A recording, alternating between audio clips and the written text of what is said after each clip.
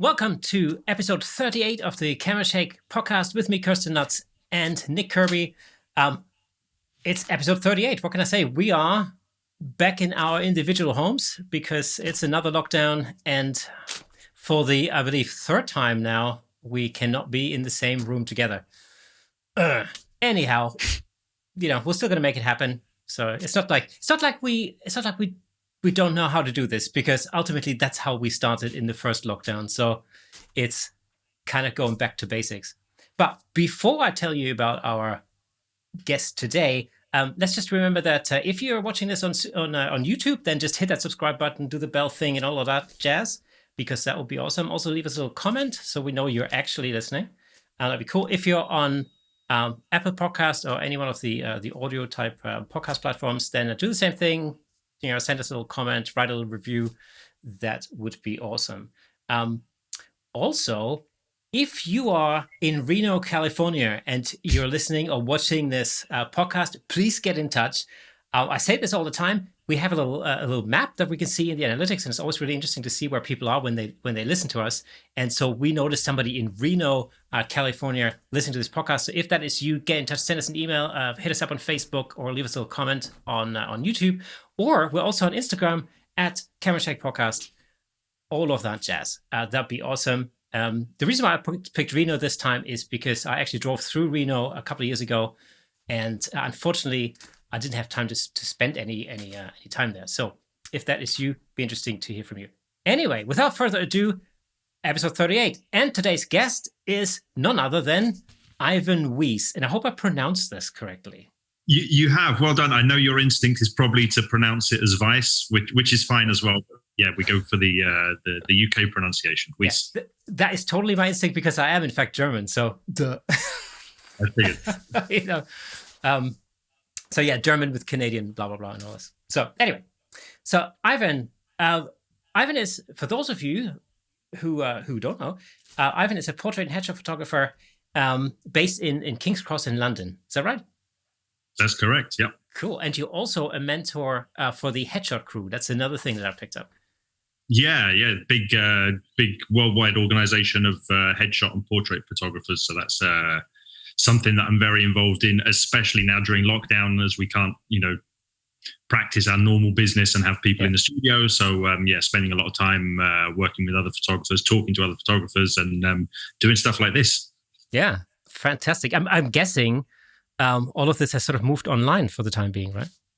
Yeah, I'm not producing any new work because I don't have people in the studio, but I'm doing a fair bit of teaching and a fair bit of just hanging out with photographers and talking and developing ideas. So that's all we can do at the moment. Well, exactly. I mean, like I mentioned earlier in the intro, that's exactly how we started. And for those tens of listeners that have been following this since episode 1, there may be somebody. In fact, just another shout out: if you have listened to this podcast since episode 1, please get in touch, because, I mean, why wouldn't you? Obviously, but we started this because of the first lockdown, and both Nick and myself, we found ourselves with with everything canceled. And so we decided this was going to be a good way to, stay in touch and talk photography and eventually then get other people involved as well, and, and just have a chat. So, yeah, I think, all around, I think the people that are making the best use of the time are the people that are just looking for ways to, dig in and keep doing something adjacent to their main business, and just find other ways to work around it for the meantime. So it's the mind is still working, even if the shutter isn't. Well, that's the thing. I mean, this was one thing that really, I think, touched both Nick and myself again. So back in like April or something, April, May, when I think within our circle of friends, there was a lot of frustration that people couldn't take the camera out and they couldn't work and they couldn't shoot the kind of stuff that they would ordinarily shoot. And so, we thought like, well, what can we do to get people together and get people talking? And, so that people realize that actually, you're not alone. You're not the only person feeling like this. We're all in the same boat. And, maybe somebody might have some great idea of alternatives, So now, eventually, I want to talk to you about how you got into headshot photography and all of that. But before we get into all of that, now you were actually meant to appear on the podcast a few weeks ago, and that didn't work out because you ended up with COVID. Yeah. I got sick. How did that make you feel? Well, it's not pleasant. I'm, through all of this, I have to keep just kind of counting my blessings and saying, well, I'm in a more fortunate position than many other people. I don't have I don't have kids to look after. I can survive for a bit without an income. I've got some money in the bank. So I got sick, I got tested, and I spent 3 weeks in bed, unable to do anything. I was a bit worried for a while about, how long is this going to drag on? Am I going to end up in hospital or something? But fortunately, it was just, extreme fatigue. I couldn't string together a sentence. I at the start, I thought, fine, like I'll be able to take a call and talk photography. And I realized quite quickly I wasn't able to make sense to anyone. Really high fever and all of that. So, I just stayed in bed for 3 weeks and luckily I came out the other side. So, that's where we are. So it's really lucky that you didn't end up in hospital because... Yeah. I mean, like right now, I think, the situation is terrible for people who need hospitalization. So, fingers crossed we start improving the situation soon. Yeah. I mean, right now, at the beginning of January, I've just been watching the news this morning and like the hospital situation in London in particular just doesn't look particularly rosy right now. Yeah. We've just declared an emergency in London because the hospital situation is we no longer have room for anyone, even if they've broken their leg in a car crash. You're not going to get into a hospital, so that's kind of worrying. Yeah, it's better to stay at home for sure. Yeah, although of course people are fond of reminding us that the majority of accidents happen in the home. So while you're at home, don't climb a ladder. Don't don't take up spot welding or don't use a hammer. Stay in bed. Just spot welding. I knew there was something I needed to start doing. That was it. Yeah. Nick, when was the last time you've left the house? That's a great question.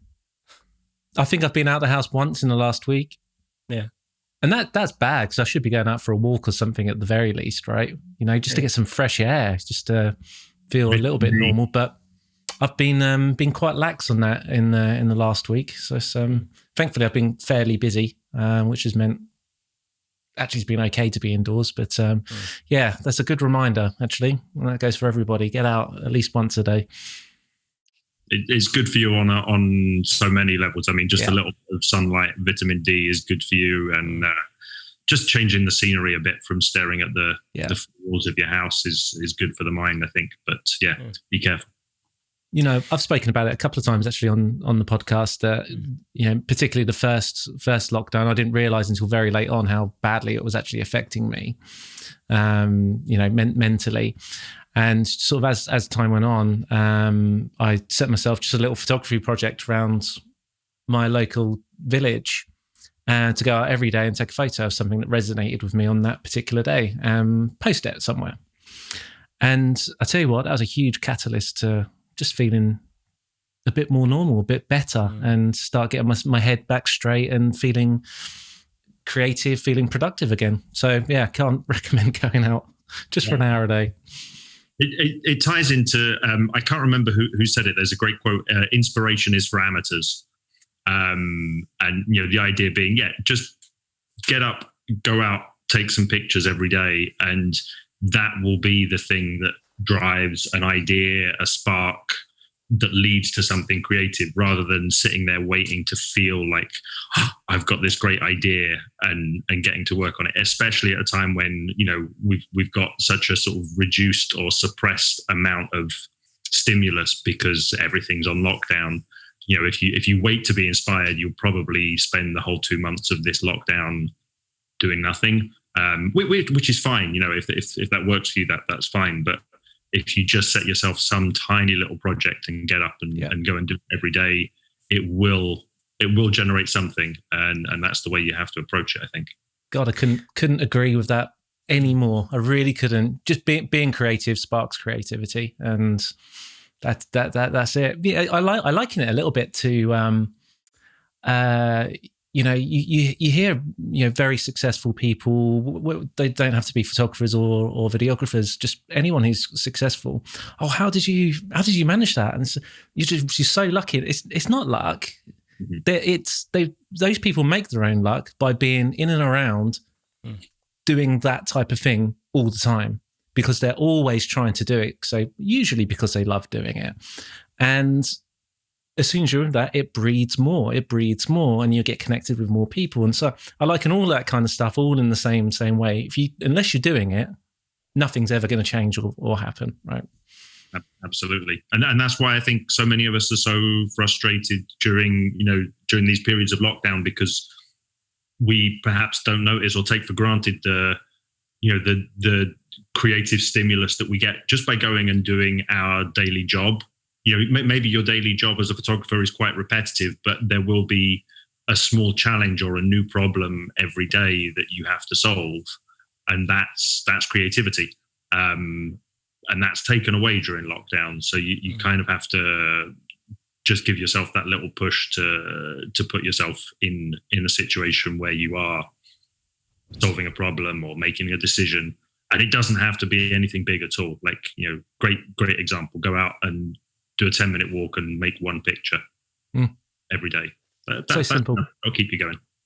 That's exactly what Nick did around his local area, and so inspired by that, I thought a couple of weeks ago, all right, that's a really good idea. I need to do this, to get myself out of bed. And I kind of figured, what if I got up really, really early and photographed the sunrise in my local park, right?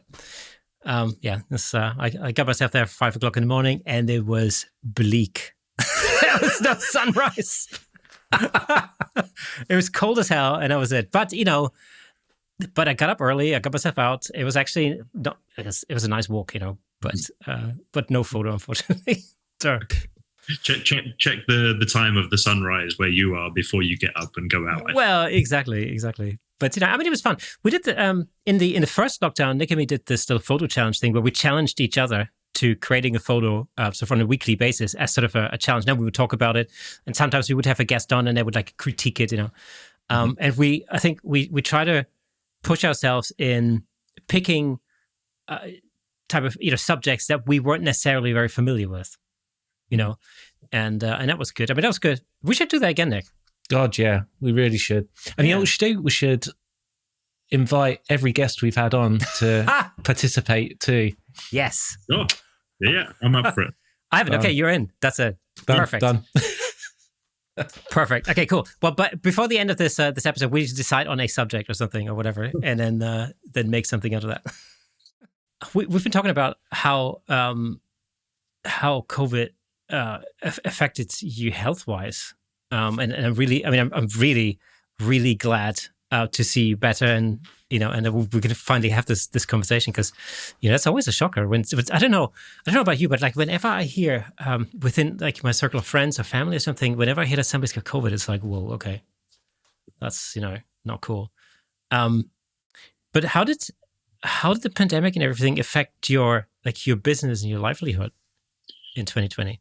The first and most obvious effect is that basically in the last 12 months, I've worked for 6 months. So there's a major dent in my income, and a major dent in the momentum that a business needs.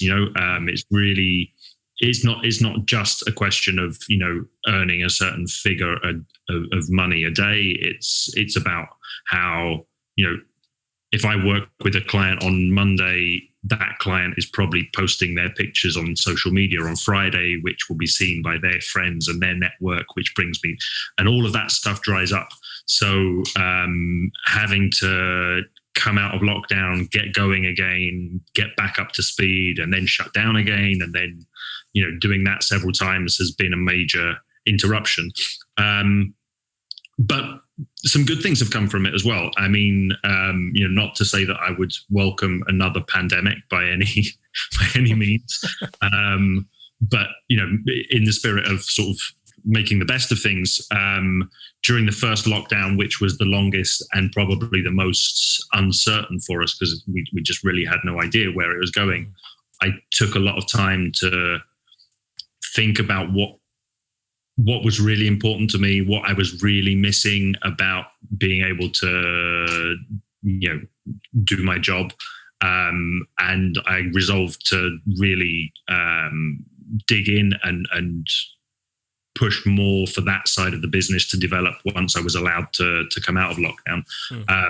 So that's been quite beneficial. I mean, I've always done a mix of work from what you might call creative or dramatic portraiture through to more sort of straightforward commercial headshots. And I find the creative and dramatic stuff more interesting. So I redid my website, redid my portfolio, redid all my advertising so that I was putting out just the work that I really enjoy shooting rather than trying to sort of cover my bases or hedge my bets by putting out a mix of work so I could find a mix of clients. And I found that, the client base responded by, I still get occasional requests for, going in and doing plain, simple white background stuff. But more and more the clients come to me because they like the specific look of the work that I'm showing on my social media, on my website. So that means I'm getting to do more of the stuff that I like when I'm open, which is not a bad benefit to have come out of this year. So it's I'm a bit more focused, I would say, on specifically what I really want to do. Well, I think I can totally see that because it's the same thing kind of went through my head over the last 8 months, 10 months or something. I personally, I haven't, I shoot portraits and headshots, but I really just got into the corporate headshot kind of world.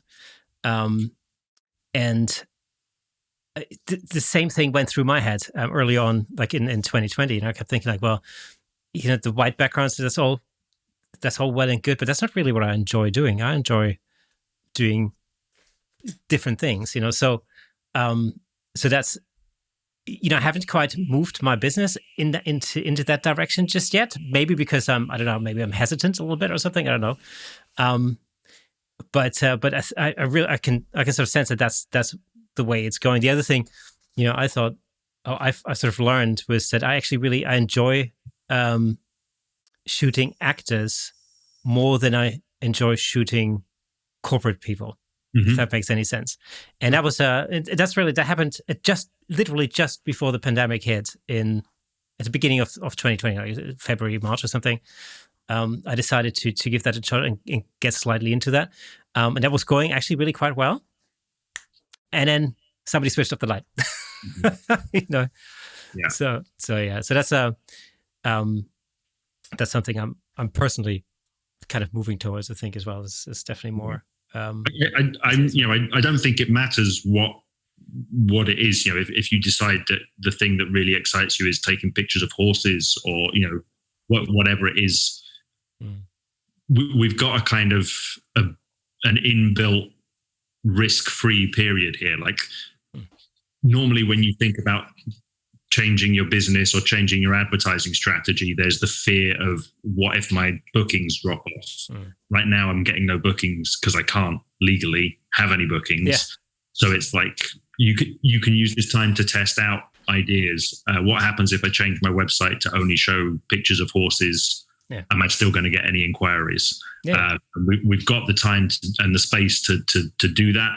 And I think that's one of the things that we, as photographers, we can be doing that's productive while we've got this kind of enforced downtime. And that means that you'll come out of it with more direction, more focus, and hopefully more enjoyment from the work that you subsequently get to do, which is, that has to be the aim, right? Absolutely. I think both Nick and me have discovered actually through this pandemic that we really quite enjoy shooting cars. Uh-huh. which to be honest, it never really occurred to me beforehand, really. But it was, I think, sometime in the summer when we're coming out of the first lockdown and things were sort of opening up again. We couldn't quite shoot people, but we could shoot cars, and so we sort of got into that a little bit, and that was great fun. So that's really something we decided we're gonna pursue a little bit. Excellent. That's perfect. I mean, that's the perfect illustration of it, isn't it? Just being forced into a bit of a corner, and you found the way out was to slightly pivot. I mean, I think a lot of people are doing that. Exactly, and of course, most likely that wouldn't have happened had it not been for the pandemic. Just like this podcast wouldn't have most likely, would have started in 2029. Otherwise, so now, what's the difference between just for our listeners, and I'm going to get you to answer this. So for our listeners who maybe not that familiar with that, so with the distinction between a headshot and a portrait, like. Right. How would you? Is there a difference? Do you see a difference at all, or how would you? There's a long answer and a short answer. I mean, the short answer that I usually give is there isn't a difference. It's a headshot if you use it as a headshot. If you think of it in terms of portrait as the broadest definition of it's a picture of a person, okay? And we can argue about that. You could have a picture of a lemon wearing some sunglasses and call it a portrait, but there we're anthropomorphizing the lemon, so it's essentially a picture. It's a picture of a person or a personality.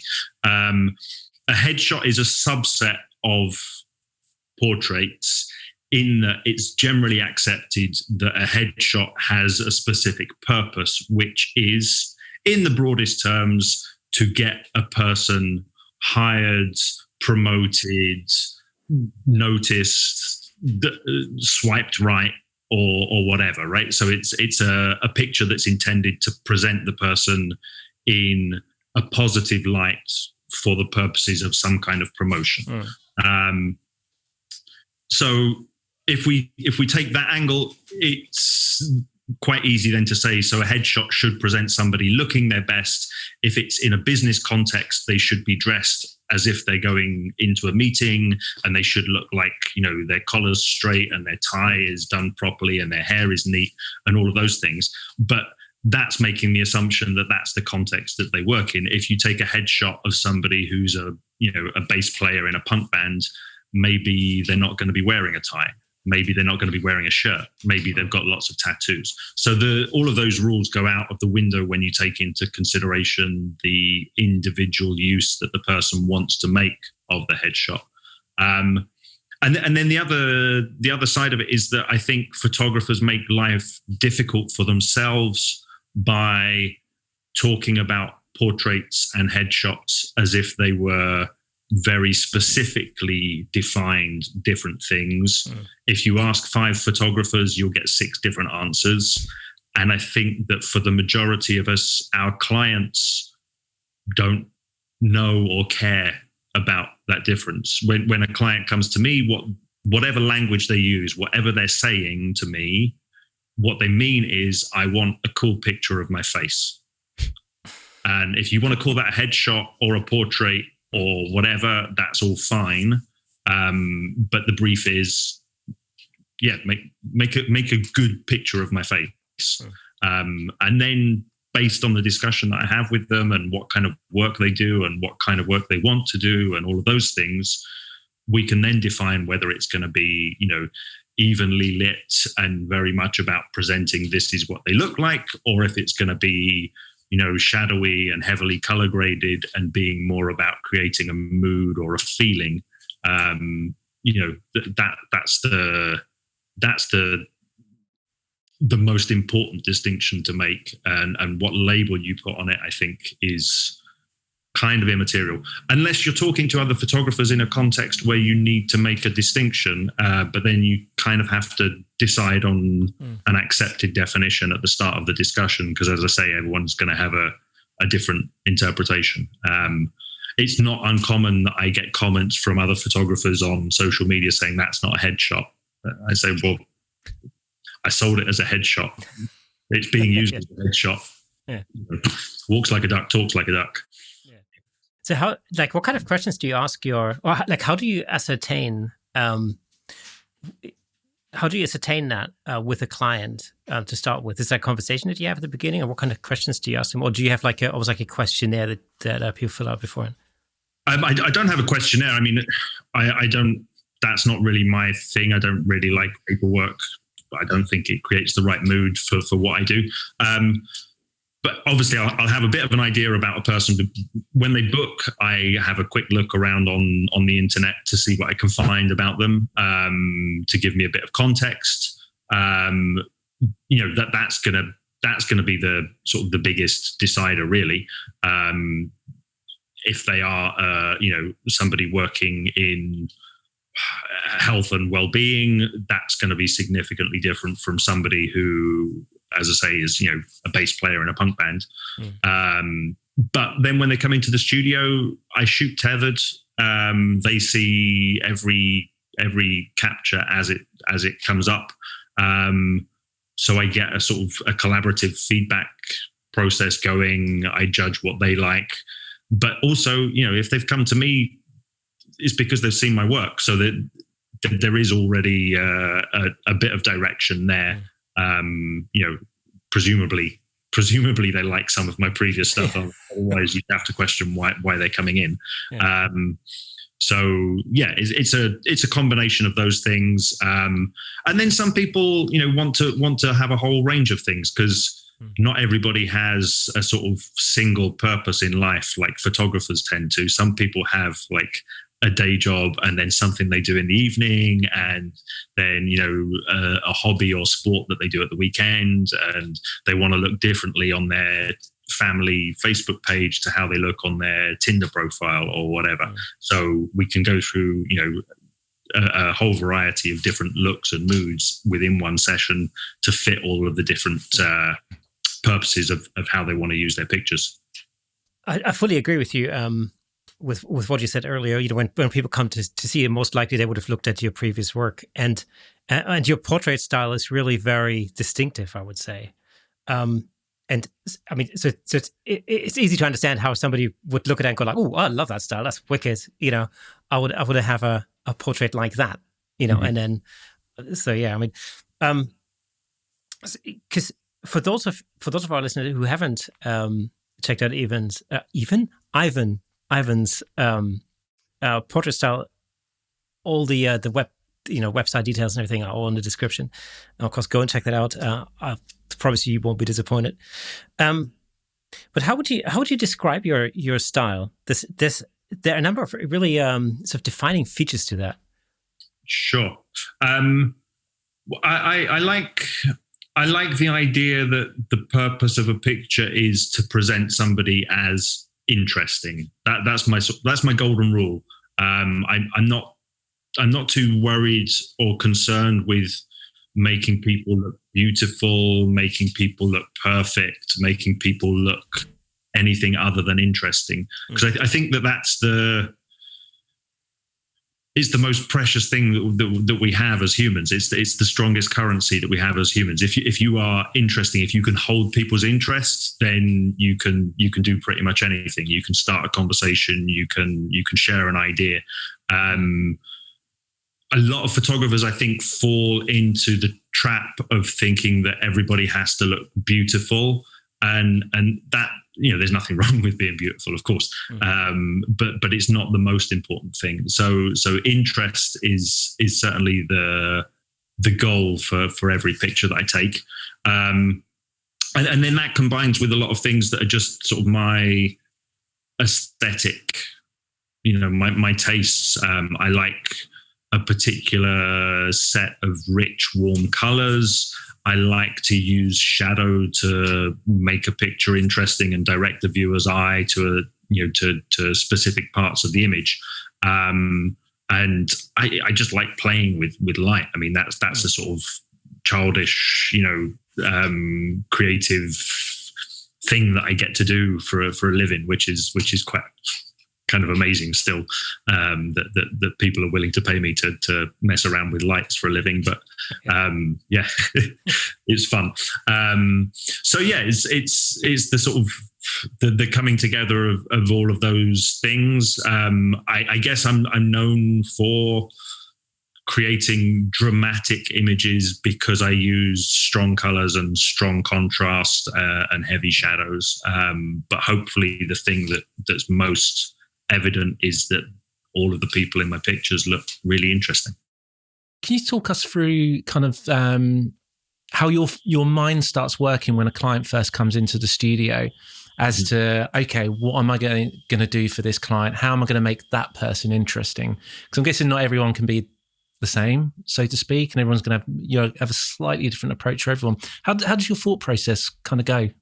I don't really experience it as a thought process. I spend a lot of time thinking about photography when I'm not with clients. And that's one of the things that I've been doing during lockdown a lot this year. And I think the process is that I do a lot of conscious thought about lighting setups and color schemes and post-production and all of those things. And they all go into some sort of badly organized bank of ideas. It kind of, well, I'm not on my desktop, but if I showed you my desktop computer, the actual desktop of that's how I organize my ideas. I just write a note or take a screenshot and it sits on the desktop, and there's thousands and thousands of things on my desktop, which is probably a terrible idea in terms of how I use my computer, but it's fine. And then when I'm looking through the viewfinder at the person, it will remind me of something that I've already thought of, or remind me of something that I've already seen, maybe consciously enough that I know exactly what I want to do, or maybe just that sort of hint of that's vaguely, I think I know something's going to work here. And you just do it. The creative process, I think, is best when you're least hindered. So I'm perfectly fine with the idea of shooting 500 pictures and throwing 99% of them away. A week after the session, you won't care about that 99% that you threw away. You'll care about the one shot or the 10 shots or whatever that have made it onto your social media that are being used in the real world. So it's not really that thought out when I'm there with the client. I do all of the thinking in my spare time. Yeah. So because you've done all that thought process up front in general, it's instinctive, I guess, at the moment, right? Yeah. It feels that way, and it's similar to. I mean, a good analogy is the technical side of things. So I work with the same equipment every shoot, and I know that stuff backwards. So I mean, it's sometimes catches me out. I think, well, yeah, like if I want to put this kind of spin on it, I'll just move that light that way. And maybe 3 years ago, that was a massive mystery to me. Like, oh my God, how do you do that? But you practice it, you go through drills, you do it over and over again. And then it becomes just instinctive that while having a conversation, I can, move to a 6 light setup without breaking the sweat. And it looks the way that I want it to look. And that feels like it's, the simplest thing in the world now. Because I do it every day. Well, see, this is one of the things that I did during the lockdown period was really, I was experimenting on myself quite a lot, and so I created an extraordinary amount of selfies, very elaborate selfies, at that. But actually, it's been super fun. I think photographically, it's done two things for me. One is I think it's changed. It's changed what I can do because it's changed what I know. But it's also really, like I said earlier, and it's really sort of ascertained the direction that I want to move into when if things go back to normal. So that's been an interesting sort of discovery process, and that was literally just it's one of these things. you can't have any clients. I have a little home studio, so I can't have any clients coming.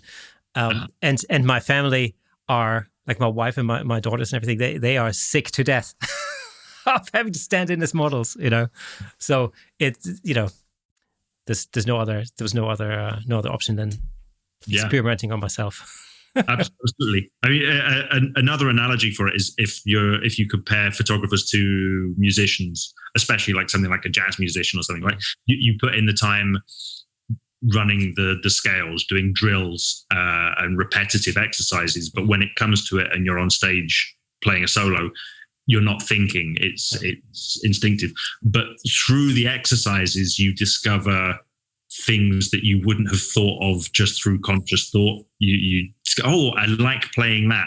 I like listening to that, but I like playing that, and that's how you kind of develop your own style. So it's there'll be styles of photography that you see that you really like and maybe want to copy, but through doing your own practice, either selfies or pictures of friends and family, you discover stuff that you like to create that's going to be slightly different to what you like to enjoy from other people, and that's how you create your own vision. I think music is a really good analogy, because in music it's a matter of you imitate other artists and you get used with those styles, but the end product that is you will always be a combination of all of these different influences over time. Sure. I don't know if you know this, but Nick and myself, our background is in music actually, so that's okay. So that's do you play? There's a guitar just on the floor here. I wouldn't say that I play with any degree of skill anymore. In my teens and early 20s, I played around in bands, playing in pubs. Yeah. Oh, great. I think photographers did. Yeah. It seems to be quite a natural, because that's the thing for me. I simply moved from being on stage to starting to photograph the things that are happening on stage, and that was my way into photography, was actually through photographing bands and artists and stuff like that. I guess it just comes down to it being a creative instinct that is particularly strong, and I guess when you're in your sort of mid to late teens, the thing that's most obvious is to be in a band, right? Because that's the coolest thing. Yeah. Being a photographer maybe doesn't become cool until you're a little bit older.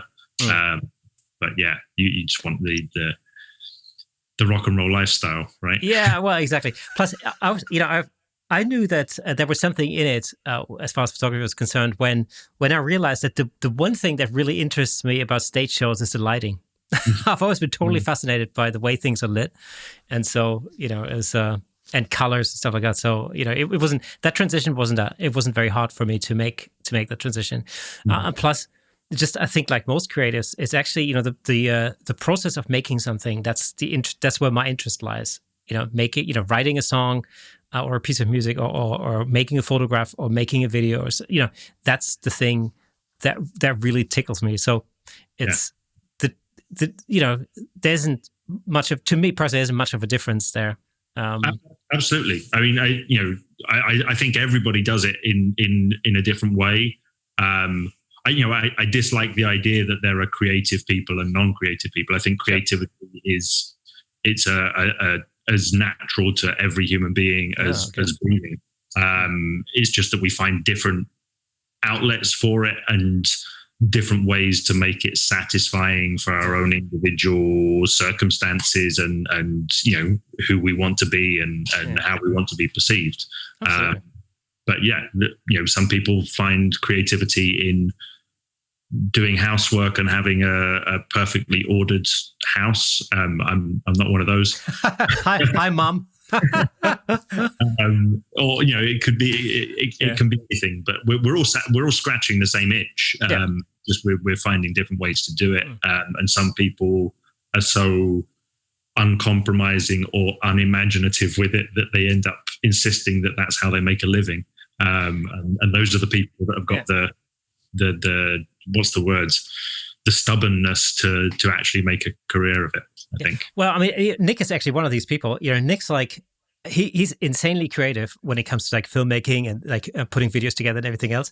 But then at the same time, he's I actually think, and correct me if I'm wrong, Nick, but I think you get very creative when it comes to organizing things as well. You just made me sound very boring. No. I'm saying this because this is like, I think for people who've been following this podcast for a little while, this is like the main one of the big distinctions between Nick and me is that I'm insanely chaotic, and Nick is the organized part of the show. Okay. So I probably wouldn't be able to handle your desktop, Ivan. That would send me over the edge. Oh yeah, but it's organized chaos, though, right? It works for you, doesn't it? Right. No, it's not organized, but it's you don't want to know how many browser tabs I have open at the moment. This sounds so familiar. Yeah. Oh my god. But it's I'm relying on my operating system to do the organization for me, rather than having a filing system that I manage. Just dump everything in one place and then it's there. And I kind of do the same thing in real life. Like, all of my photography equipment is somewhere in this room.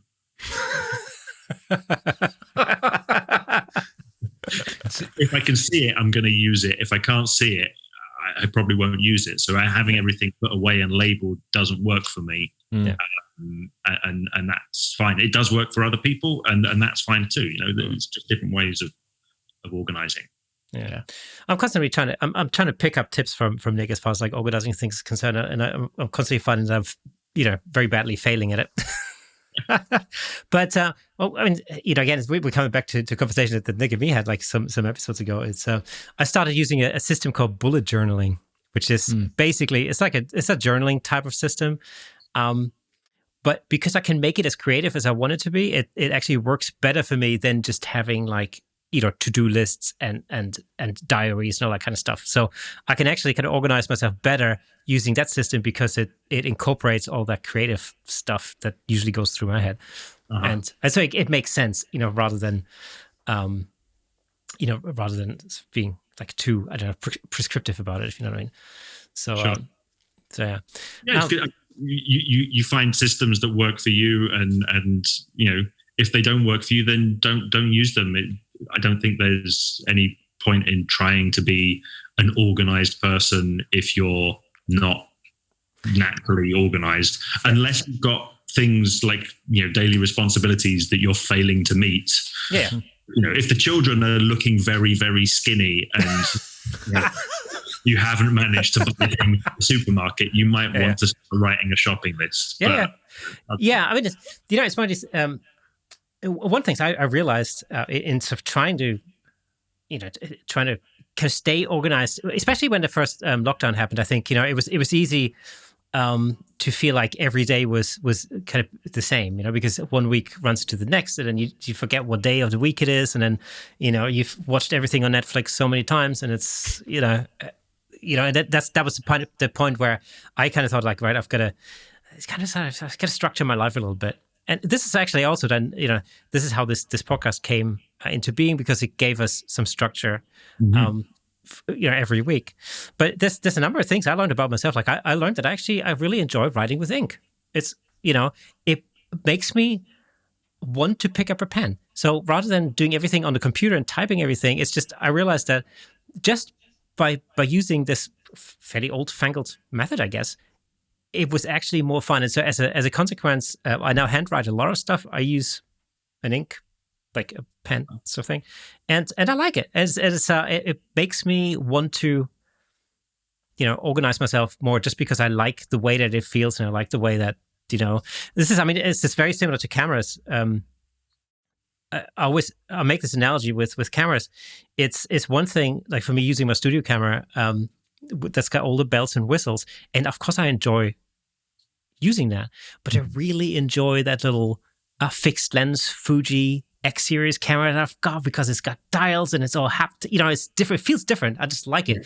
And this thing, this will never sit on my desk for very long, because I always want to pick it up and I want to shoot something with it. And that's really what makes all the difference.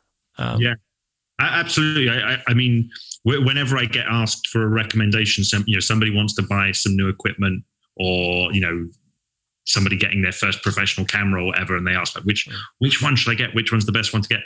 Like, really, it's the one that makes you excited to take pictures. That's the only rule, because if the thing that makes you excited is shooting on film on a Soviet-made medium format, like, go for it, do it. That's the thing that's going to get you out of the. Not necessarily out of the house, but that's the thing that's going to get you producing work, and there's no substitute for that. Having a camera with all the bells and whistles, if that's the thing that excites you, then go for it. If it's having a as minimal as possible setup and being very technically limited is the thing that excites you, then that should be done as well. Talking about film, just because you mentioned it, like your portrait style looks very filmic, and I know that a few people I've shown your website to said like, oh, I wonder if that's shot on film or not. Is film photography something that you dabble with, or is that? No, I mean, I started off shooting film because digital hadn't been invented. Okay. So but that was black and white. I didn't really do anything with color film, and I'm going back to when I was a kid. My dad was a photographer, so I learned. There was a dark room in the house, and he shot most of his stuff on black and white and did all the processing and printing in the dark room at home. So I grew up with that, knowing the techniques and recognizing the smell of a dark room and all of that. But I didn't really start developing my photography seriously until digital was quite firmly established. But I guess there is something of the aesthetic of film that appeals to me. Not intentional, but I tell you now, if I was shooting film, it would be an absolute disaster, because I like the fact that with digital I can rely on the camera and the computer to do a lot of the organization for me. If I had to keep track of files of negs and stuff, that would be a disaster for me. So I'm very definitely digital. I've got no, I don't have that fetish for shooting film. It doesn't excite me. The idea sounds a bit off-putting, to be honest, all of the fiddling around that you have to do. But again, if that's what gets your excitement up, then go for it. There's no reason why not. It's just not for me. So, I mean, film is also, I mean, for Nick and myself, we're not really used to shooting film at all. It was a consideration that we would just explore it and just see how, not in a professional sense, just for fun, really. Mm-hmm. So that was, it's a little project maybe that we're gonna pursue this year. We'll see. It's a new skill set. That's how I look at it. Uh-huh. That might be fun to kind of develop. Now I know from watching some of your videos on your YouTube channel that you edit in Affinity rather than in Photoshop, and this is, I know a lot of people talk to you about why that is. Now, I mean, that's really interesting for me, because I feel like, and this may only be my perception, I feel like I'm completely bound into the Adobe system for some reason, right? What made you pick Affinity over Photoshop, for example, originally? Initially, it was simply, in the days before the subscription model of payment for Adobe products. I don't know if you remember, but it was crazy expensive. I mean, it still is crazy expensive. Yeah. It's just you pay it every month for the rest of your life, so you don't think about it. Yeah. But the one-off purchase price of Photoshop was pitched at professionals who were making a living from it, and I guess Adobe considered that they would just take the hit that everybody else that used it would use a cracked illegal copy, which most people do to start off with. And then I think once you start, I mean, my process was, once I started, charging reasonable amounts of money for my work, I figured it's probably not a good idea to be doing that with illegal software. not for fear of getting caught, but just from a sort of moral, ethical position. I think, if I'm asking people to pay me for what I do, I should be paying the going rate for the things that I'm using. And yeah, it seemed like an unreasonable ask from Adobe, the amount that they wanted. So I never went down that route, and I got by with alternatives for a long time. And then I stumbled across Affinity and thought, well, actually, this does absolutely everything for £50, one-off payment. Oh, wow. Like, okay, where's the catch? Yeah. Well, for 50 quid, I'll just give it a go and wait to find out where the catch is. And I haven't found one yet. And I haven't had to pay for an update yet. And I've been using it for, I don't know, 5 years or however long it is, 4 years, 5 years. So, yeah, I mean, I can't see a reason not to use it other than if you're so deeply, into the setup that you've got, that the pain of changing would outweigh the benefits of being free of Adobe. Then, yeah. I'm not a sort of evangelist telling people that they absolutely have to switch to Affinity, but every time a photographer grumbles to me that, Adobe's crashing because there's a new Mac operating system, I've updated, I'm fine. Don't get me started on that. This subscription thing that you pay, what's that? What's this rent that you're paying for a thing that you've, what's that all about? Yeah. So yeah. It's I will neither confirm nor deny whether I ever used illegal copies of Adobe Photoshop. The statute of limitations, they can't do me for it. It was so long. Yeah, exactly. It's fine. Exactly. I mean, yeah, I think that sort of ethical thing comes into it as well. Like I've got no connection to Adobe as a company.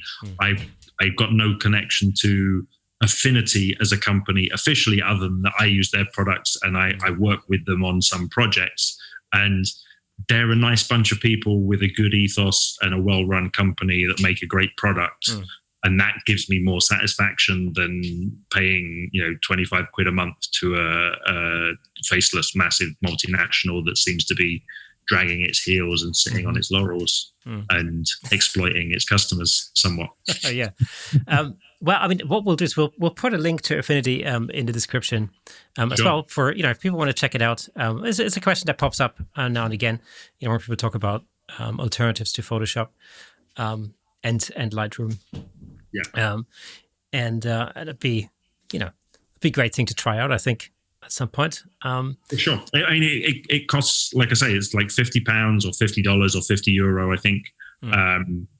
I know plenty of people that have bought it and then dabbled with it for a day or two, but not moved away from their current system, which is fine as well. I just think it's probably like anyone who's got a tablet that they use for, like a Wacom tablet that they use for retouching. Yeah. The first week of using the Wacom tablet, let's be honest, it was hell. It was uncomfortable. Nobody liked it, but nobody would go back. No, correct. Nobody would go back. Once you put in that effort to get over the bump of change, it's the changing that's difficult. Once you get to the new system, you realize actually this is beneficial and better.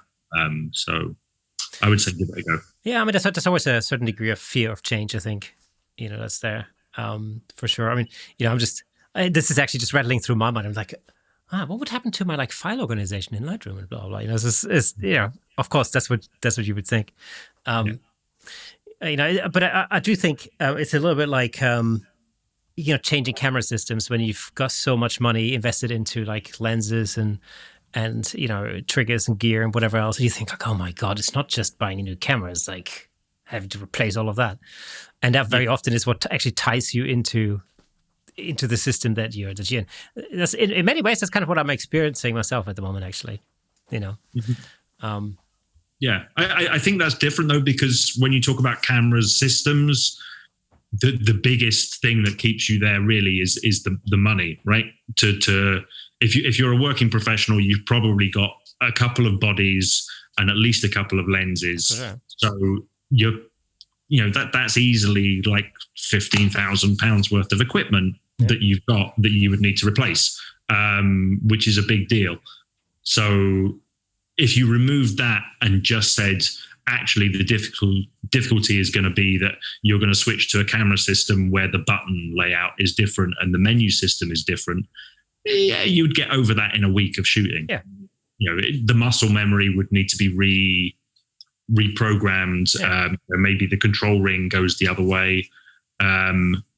Excuse me 1 second. It's asking me to leave the meeting. Zoom wanted to update halfway through the meeting. That's really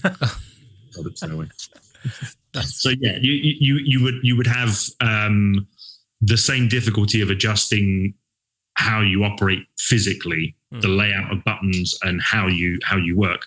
But if you removed the massive investment of cameras and lenses, switching systems would be the same as switching software. I think. Of course. I mean, it's absolutely the financial tie-in that keeps you there for the most part. I mean, unless your requirements change and you realize that your current system isn't capable of doing what you need it to do, and then of course you've got everything. I don't really buy that reasoning. I mean, I think unless there's something incredibly specific and you are leader in that market sector, I don't think there's anything that one camera system can do that another can do so much better that it's worth changing your entire system. Because if Nikon has got better eye focus this year, Canon will catch up tomorrow. That's true. I think I agree with you actually. I think it's particularly probably an issue when you realize, like as a photographer, for example, that now all of a sudden you're getting into more video work, for example. Then there are certain brands that may not necessarily be as capable as others. Sure. And that's that would then kind of force you to potentially think about changing. So I've got my puppy running up and down here. Well, I will say for the record, I mean, I shoot Canon. I started shooting Canon because my dad shot Canon. So when I started, I had access to, borrowing lenses from him, which obviously made beneficial. And the only reason I could foresee now for switching is if another camera company wanted to endorse me. So Leica, if you're out there, willing to talk, and we'll see where we go, Well, we'll put a Leica link in the description as well, just for the hell of it. And which camera company would that be?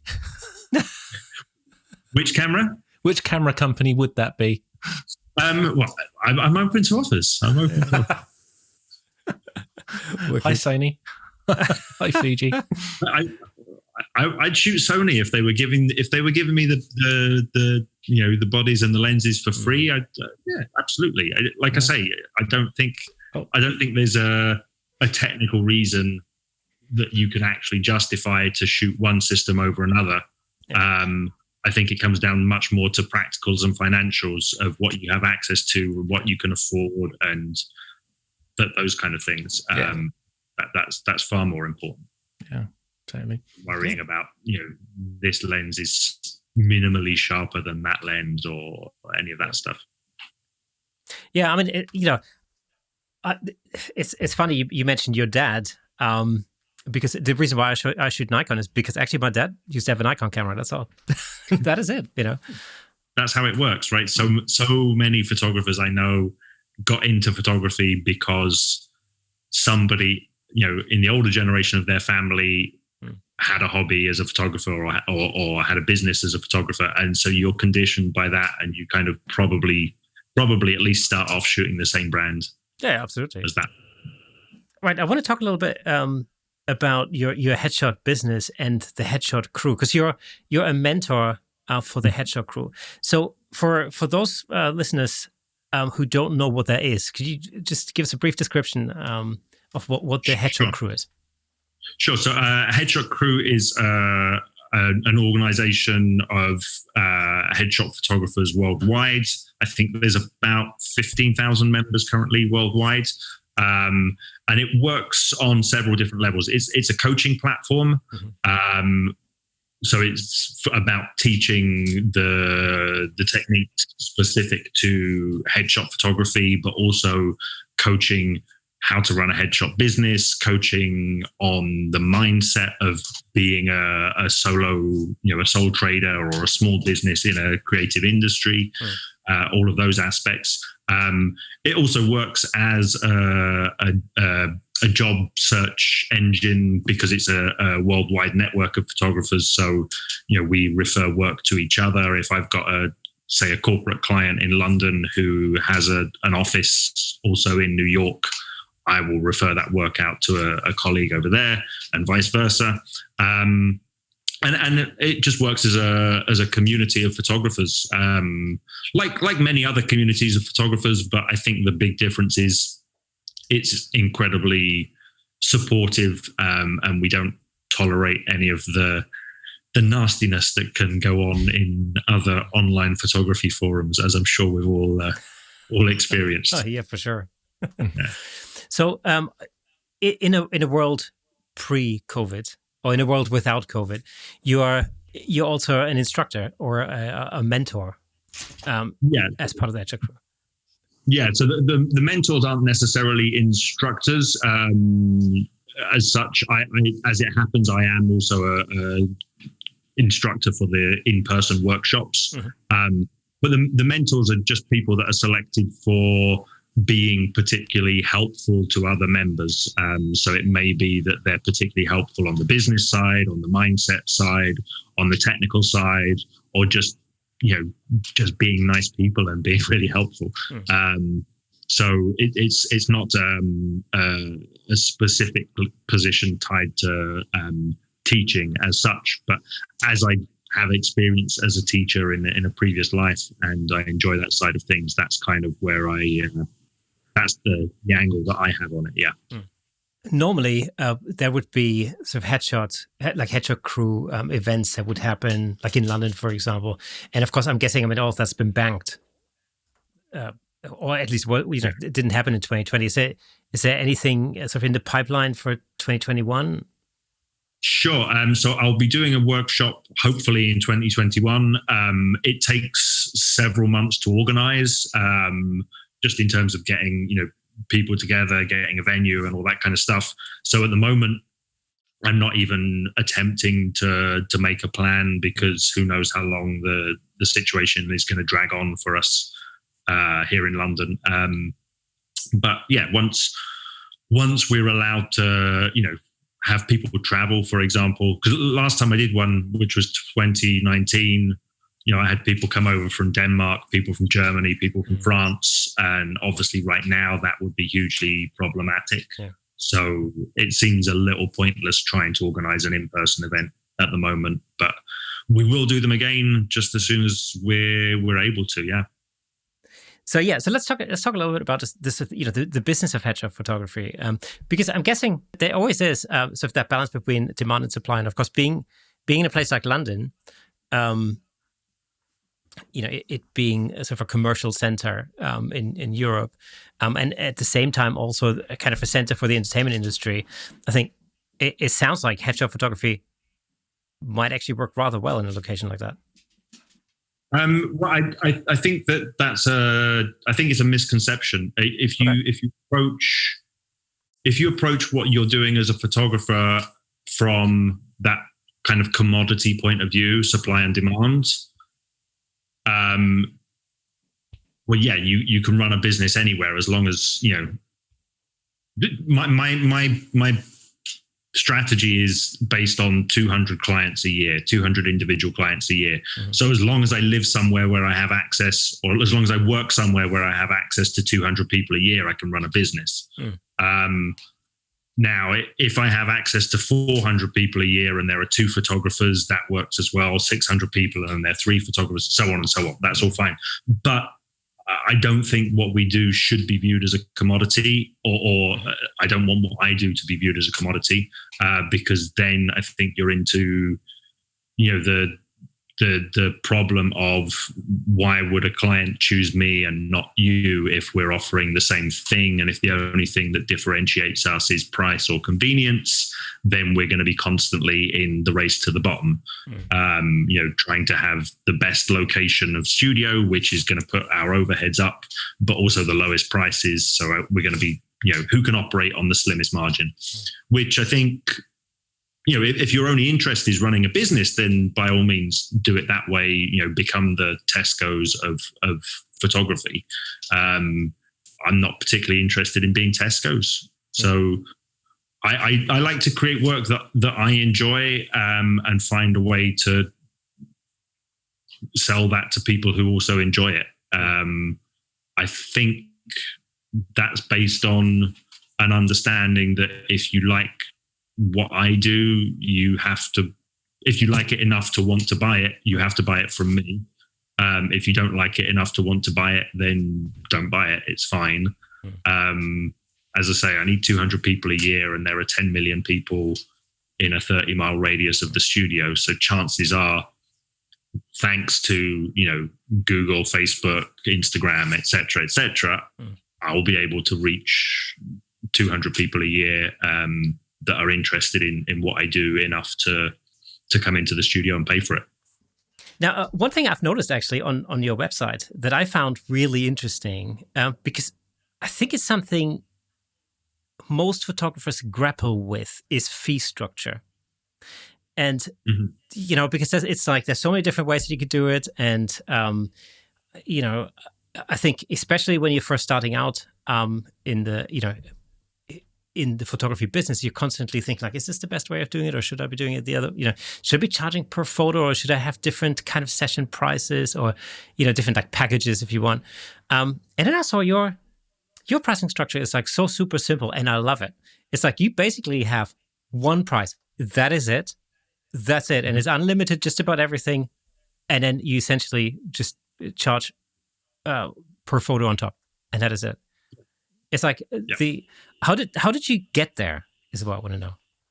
I'm not particularly interested in, the business side of things. I mean, I'm interested enough that I'll participate in it. And obviously it's a necessary part of it. I need to be solvent enough to keep the business going and be able to eat and pay the rent. So the sort of simplicity of it really appealed to me, trying to work out what's the best way to structure things so that I maximize every possible opportunity and, second guess what every client is going to want. And all of that seems to me like a waste of, not a waste, but a use of my mental energy that I'm not up for that. I'd rather be thinking about making nice pictures. So it's simply set up. It costs a set amount to come into the studio. I don't put any other limitation on that session. So if you want to stay for 15 minutes or 4 hours, it's all the same to me. We can shoot as many different looks as you like. Generally, it works out that the people who spend longer in the studio and shoot more looks buy more pictures. So I'm getting paid more at the end of it. There is, I suppose there's a small risk that somebody will come in and spend a long time and only buy one picture, but it's not the end of the world. I just want to have a good experience during the shoot and a good image at the end of the shoot, and everything else is pretty much immaterial. So the more I can simplify everything else that goes around it, the better. And I think clients respond to it. It's you spend ages on a website going, do I want the gold, silver, or bronze package? Well, we know the answer to it, right? Everyone picks silver because bronze is for cheapskates and gold is for people that like to waste money. So you pick silver, right? That's right. That's so true. I don't care for that. Yeah. If this is what your photography is worth, tell people that's what it's worth and charge that much. Don't try and trick them into a package where you get 15 minutes extra but one fewer picture than the guy down the street. Like, that shouldn't be the reason that you choose me. You should choose me because you like my style of photography. And it's within your budget, obviously. You know, that's the thing.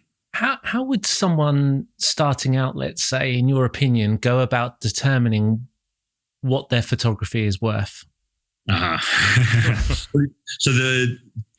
the caveat to that is what is it worth to you, right? Like how much do you need to make a year to live the life that you want to live?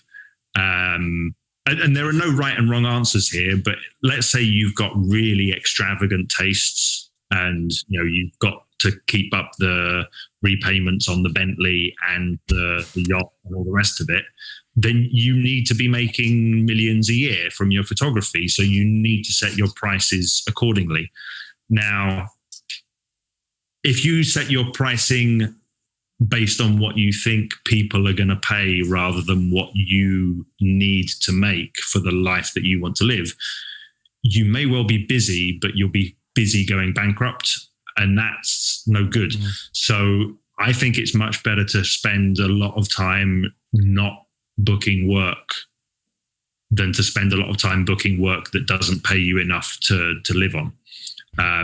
You may well still go bankrupt, but you'll go bankrupt sooner knowing that that's what's happening because you're not booking any jobs.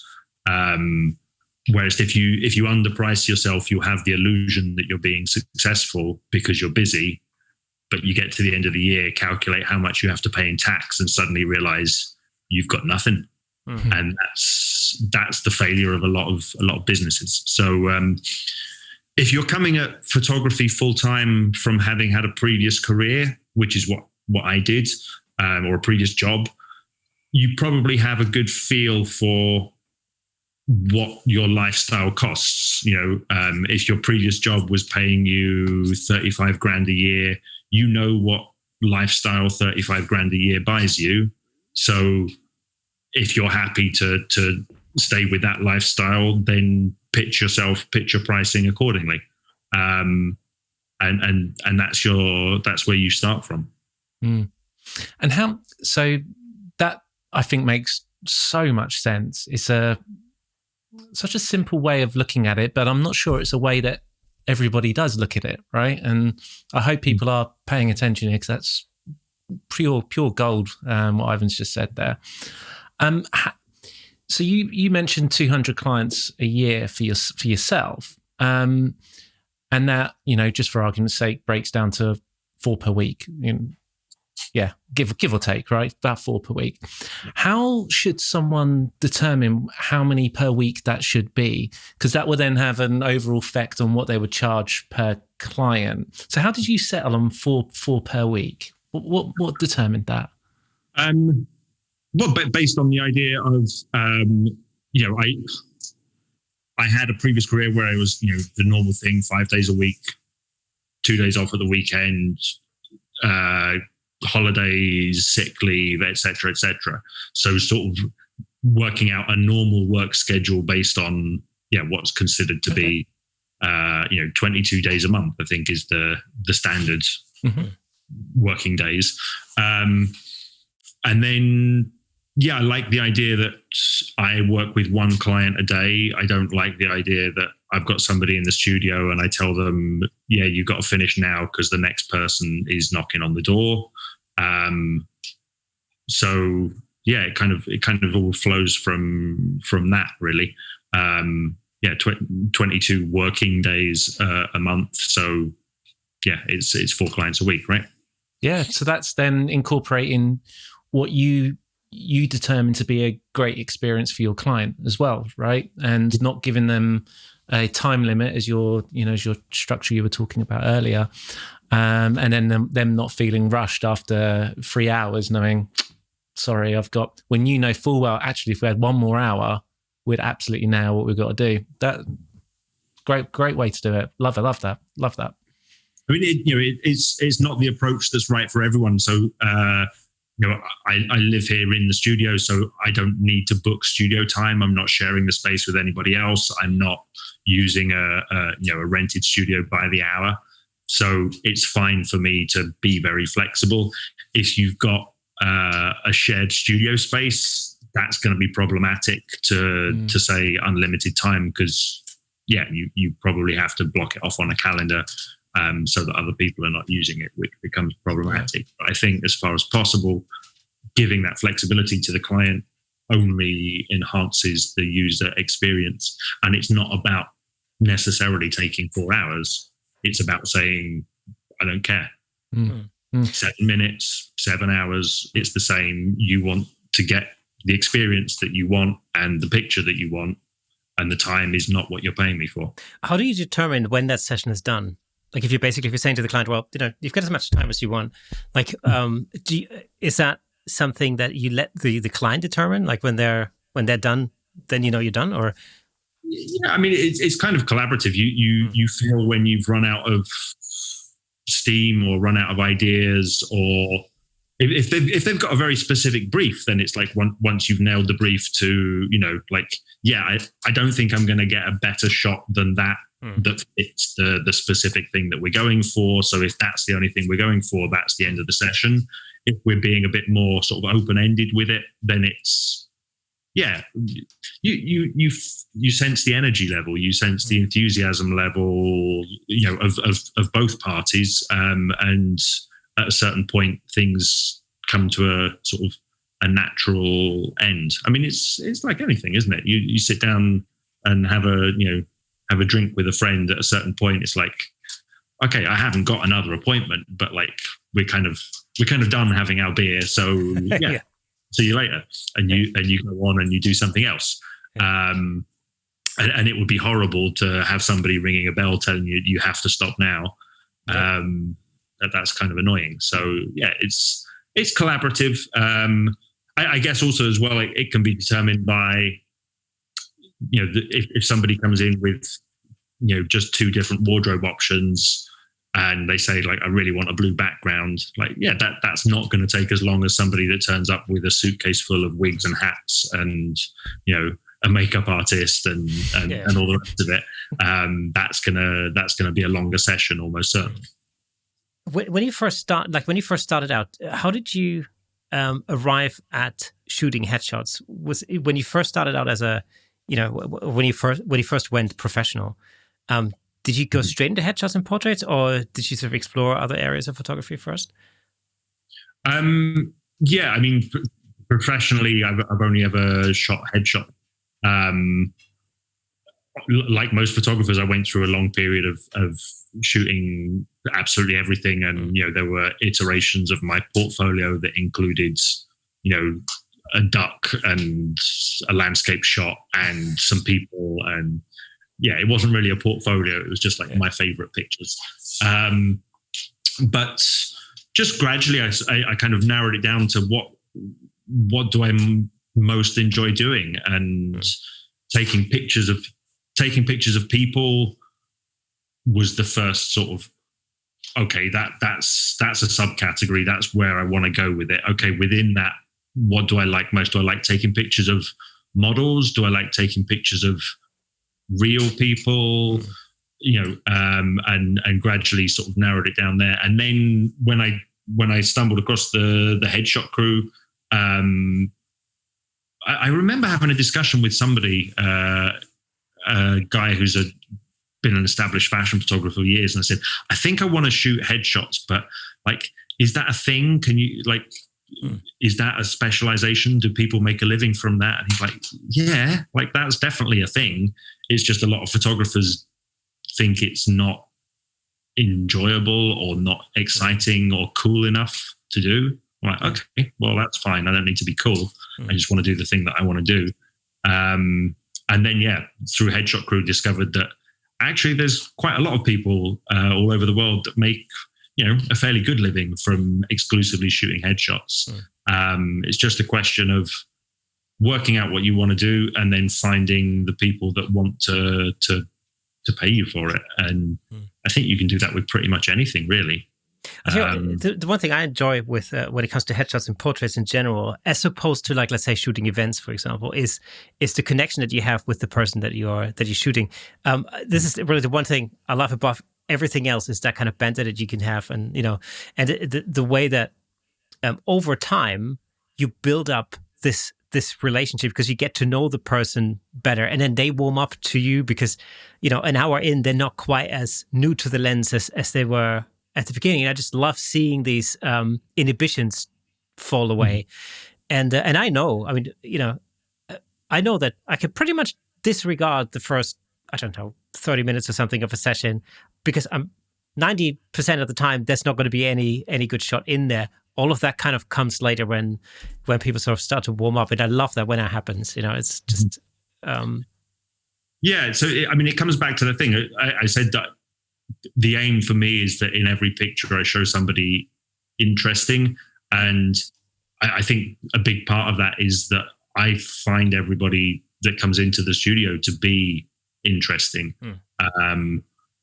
It's a very privileged kind of interaction that we have with people as portrait photographers or headshot photographers, because it seems like a bit of a stretch to say everybody is interesting, because we all know some people that really aren't.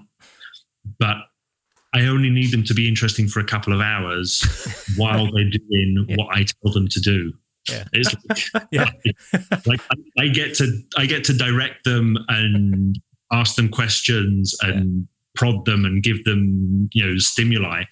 And for a limited time, anybody in that context will be interesting. Then we might not end up as being like best buddies and going out for a beer afterwards. It may be that we discover that we've got quite different worldviews, but it's interesting, that process of finding that out about a person in the context of them being in my studio and requiring my services.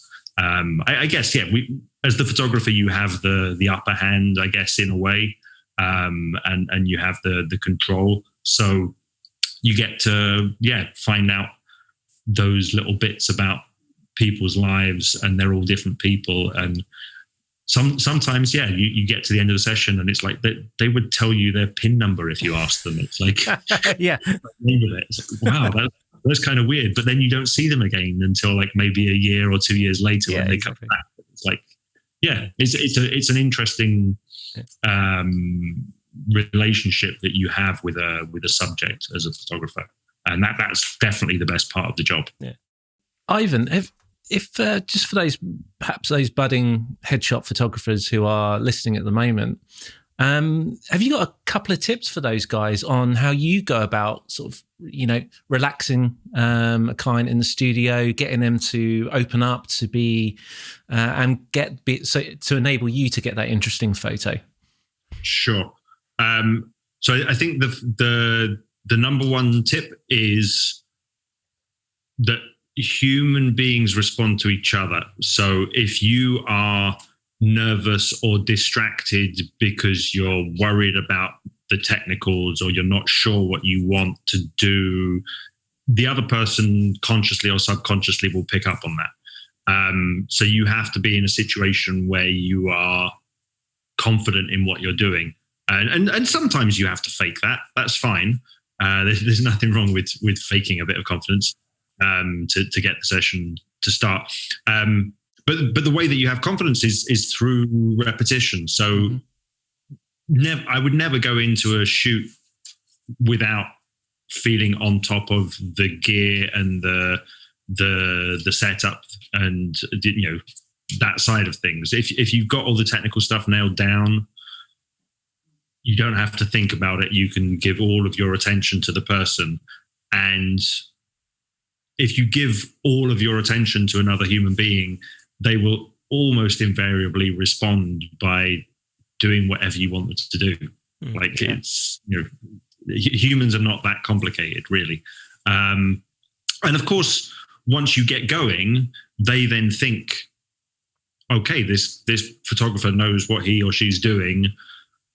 So they get even more relaxed with you, and then you can get even more relaxed with what you're doing. And then you might, try something completely experimental, and it doesn't matter at that point if you don't nail it, because they already have given you their confidence. But certainly at the start of the session, go in knowing exactly what you're doing, exactly what you want, and you will find that people will respond to you by just trusting you. And I think that's particularly learning your gear. Whatever gear it is, as we've said a couple of times now today, that it doesn't matter what that gear is. Learn it. Know exactly what it can do, and also what it can't do for you at the minute, so that when you are in with that session, you don't have to think about anything other than what that client's doing, and you know the gear so well that it will just do whatever you want it to do. Yeah, there you go. The person in front of the camera is likely to be more nervous than you are. Yeah. So part of your job is to reassure them, and the way to do that is just to appear to be confident and on top of things. When people say, people ask me like, oh, should I wear the red tie or the yellow tie? It's like, oh, definitely the red tie. And then you see it, it's like, but now let's try the yellow one. If I said, oh, I don't know, what do you think? I'm just helping them to be more undecided and therefore less confident in what they're doing. So just give them that bit of certainty of like, the red one's definitely going to be the one for you. And then 3 minutes later you say, now let's try the yellow. They don't mind. It's not like you've conned them. They think you're on top of it, and that's fine. So that's the number one tip for dealing with humans or dogs. Or dogs, yeah. What's your outlook for 2021? Like, what's your plan for 2021? Oh, plan. Well, I mean, obviously we've got to get through this current lockdown, and then hope that we get back to. In all likelihood, we're not going to get back to anything that we could call normal, but hopefully we'll get like a tier 4 and then a tier 3 and so on. So gradual removal of restrictions. My plan is to get back to being full-time busy and shooting, 4 clients a week. In reality, 5 clients a week, and having some time to have some time off at some point. Just continuing where I left off in November, which was when I kind of last time I was actively shooting. That will mean that shooting every day, my style will incrementally develop. I'll probably go on the technical side, probably go fully mirrorless at some point in 2021, get rid of the old DSLR, and do a bit more teaching, coaching, set up the workshop for London. That's all up in the air though. I mean, I'm keeping a very, very open mind about it, and just being willing to go with whatever the situation enforces on me in terms of what I can and can't do. Awesome. Well, definitely, as soon as there's a date for a workshop, let us know, and we'll publicize that to our tens of listeners all around the world. So that'd be fantastic. It'd be super interesting. Count me in for that. Now, one thing we've got left to do, and that is we're going to decide what our photographic project will be for this week. Sure. My situation, I'm in lockdown. I'm in my studio. Okay, cool. So I have access to all my equipment, but obviously, no people, no animals, no other things beyond that. So what kind of act we want to take? Like it being something of a technical challenge or a subject challenge? I think, Nick, what do you think about this? Like we did a self-portrait, I think, in the first lockdown, didn't we? Technically, it was a little bit of a spin on it, but yeah. So shall we do that again? Shall we just say self-portrait? Okay. Cool. And that's it. It could be anything. So it's a deal. 2 weeks, and we'll come up with some self-portrait kind of idea, and then we'll be back in a sort of slightly shorter episode, and we'll have a look at the outcomes, and we'll just give it a bit of a critique and a comparison. That'd be awesome. Good stuff. Wicked. Fantastic. Right. So, Ivan, thank you very much for being our guest on this episode. It was absolutely phenomenal to talk to you. In the end, I'm glad you've recovered so well from COVID. Yeah. Because thank you. That's always. Thanks for having me. It's been great to talk to you, and I hope everyone stays sane and stays healthy through the situation, and hope this is at least partly entertaining for people to keep occupied. Definitely. Right. So, I hope you enjoyed this episode. It was episode 38. As always, if you watch on YouTube, hit the subscribe button, hit that bell thing. If you are listening to the audio version of this podcast on Apple, just to scroll down to the bottom of the show page and leave us a little review. That'd be great, a little star rating, because apparently that helps us to be found, so they say. I'm not really sure if that's true, but that's what I say, so I might as well take advantage of that. Follow us on Facebook. We are on Instagram as well, at Camera Shake Podcast. We're also on Twitter. That's at Shake Camera for some reason. You can hit us up on there. All of the socials, all of them. So I hope you enjoyed this episode, and we'll be back next week with more Camera Shake Podcast goodness. Until then, see you later.